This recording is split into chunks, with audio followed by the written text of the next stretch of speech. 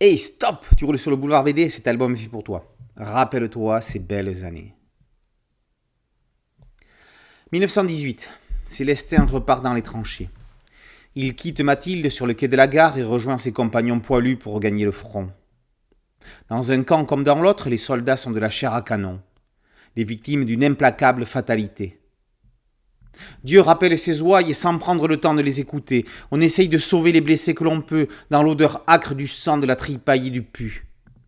Célestin garde précieusement près de lui une photo de famille où il est avec sa femme et son fils.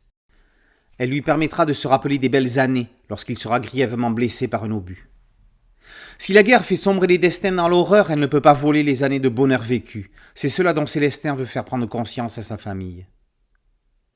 Célestin sait que le cauchemar qu'il vit le tourmentera à jamais. Il ne sait pas s'il s'en sortira et se concentre sur ses moments de bonheur avec les siens, même si à chacune de ses permissions la tragédie du conflit le hantera.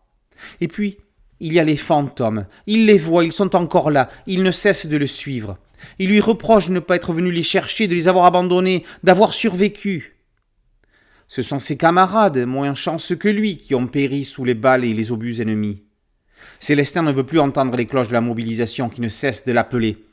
Entre rêve et réalité, souvenir et fatalité, cette histoire est de la veine des choses de la vie, film de Claude Sautet, dans lequel Michel Piccoli voit sa vie défiler pendant un accident de voiture.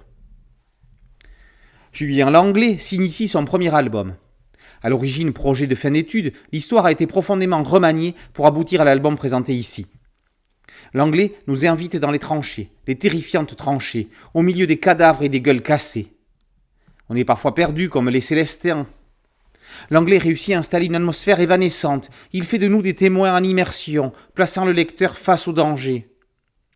L'auteur ne sombre pas dans la fatalité et la tristesse en délivrant un inattendu et optimiste message porté par le titre même du one-shot.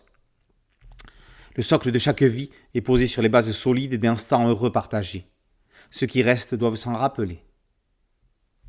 Rappelle-toi ces belles années et de ces livres devoirs de mémoire permettant de se rappeler et d'éviter que l'histoire ne se répète. Mais c'est aussi une leçon de courage, de vie, de résilience et d'espoir. Rappelle-toi ces belles années, par Julien Langlais et par aux éditions Soleil. Boulevard BD, c'était un site dédié, un podcast audio et une chaîne YouTube. Merci de liker, de partager et de vous abonner. A très bientôt sur Boulevard BD. Ciao.